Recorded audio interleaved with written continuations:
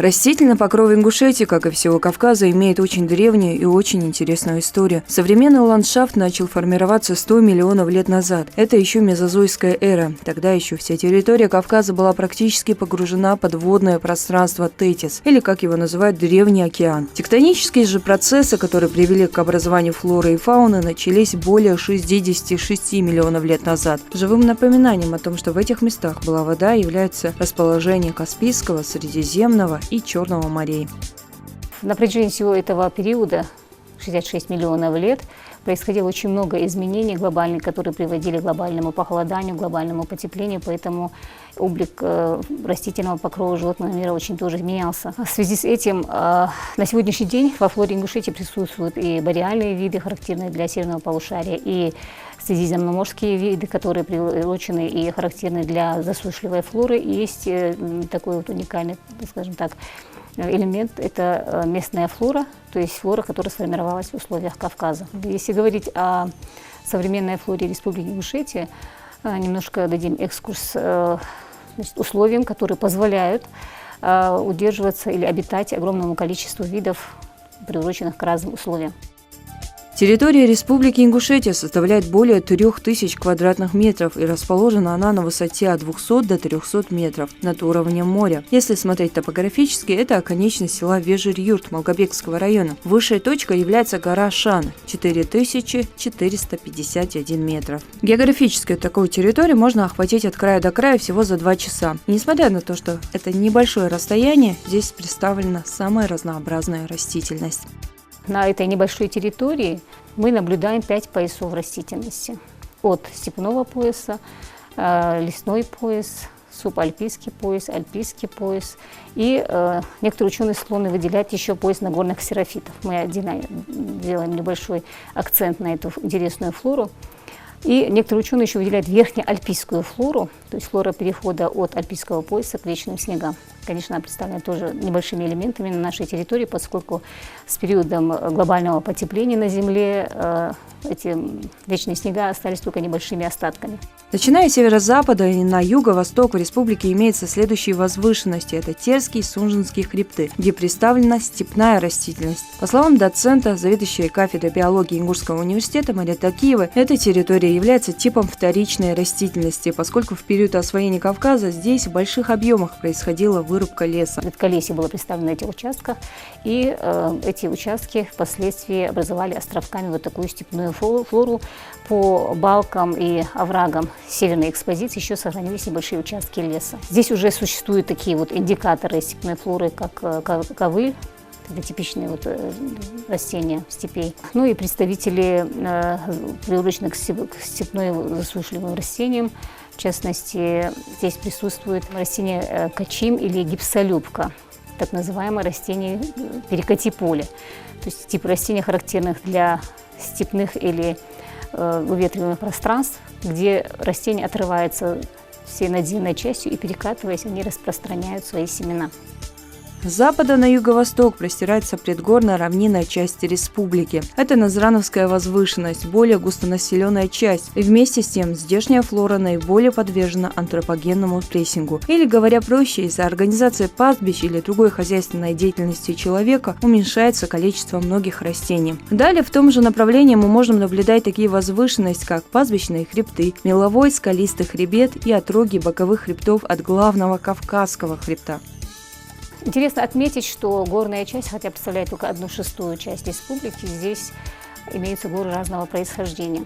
Считают, что именно скалистый хребет является уплотнением различных остатков живых организмов, обитавших в этом водном пространстве, и он практически состоит из известковых пород, мергелий, доломитов, известняка. Далее находится так называемая Юрская депрессия, то есть пространство, которое расположено между отрогами боковых хребтов и скалистых хребтов в юго-восточной экспозиции. Вот такие островки флоры или вот такие изолированные участки у нас находятся в бассейне реки Оса и в бассейне реки Армхи. В этом районе расположена горно-степная флора, то есть представлены растения для засушливых мест. Вот эта изолированность, расчлененность рельефа, разнообразие почвенных ресурсов других субстратов создает огромные возможности для видов разного происхождения, приуроченных разным экологическим условиям. Поэтому, несмотря на то, что это небольшая территория, если сравнивать с более обширными территориями равнинных степей, там, например, даже флоры Прибалтики, она довольно богато представлена оригинальными видами. Это эндемичные виды, реликтовые виды. Отроги боковых хребтов, по сути, имеют вулканическое происхождение, но это не мешает некоторым видам растений произрастать здесь. По своему состоянию субстрата они способны удерживать разные виды, в частности, вавиловия прекрасная, уже полузырник пальчатый, вот такие монотипные. Для Кавказа они являются родами, которые включают по одному виду. Вот они распространены только на отрогах боковых хребтов, на верхнеальпийской, то есть в составе верхнеальпийской флоры. По ботанико-географическому районированию Асинское ущелье, отроги бокового Кавказского скалистого хребта, где расположена и гора Хахалги с наивысшей точкой 3031 метр, относится к Восточному Кавказу, а Столовая гора – к Центральному. В связи с тем, что рельеф довольно расчлененный, особенно горные части, склоны разных экспозиций, все это приводит к тому, что возможности сохранения реликтов разных эпох, возможность процессов видообразования, таких скажем так, процессов микроэволюции, где сформировались собственные виды на местных условиях Кавказа. Поэтому их делят, есть виды, кто называет древние эндемики, то есть виды, ареал которых сократился до нельзя и сохранились только небольшими участками. Есть виды общекавказские эндемичные виды, если они имеют распространение в пределах Кавказа только. Ну, есть также субэндемичные и эндемичные, локальные эндемичные виды для территории Республики Ингушетия. Есть также, например, береза Рада, третичный реликт, встречается, хоть это и горный вид, встречается только на скалистом хребте, на боковом. То есть виды приурочены только к боковому, только к скалистому хребту. Некоторые виды растений долгое время считались уникальными для флоры Ингушетии. К примеру, рододендрон. До конца 80-х годов прошлого столетия считалось, что его практически невозможно встретить на скалистом хребте. Некоторые виды этого растения внесены в Красную книгу. Но в конце 80-х, 88-89 году на горе Хахалги были найдены впервые, обнаружены эти заросли рододендрона, а впоследствии обнаружены и на горе Столовой. То есть здесь они являются уникальными такими участками экосистем, которые представляют довольно большой научный интерес. Рододендрон кавказский является, это реликтовый вид, который занесен в Красную книгу.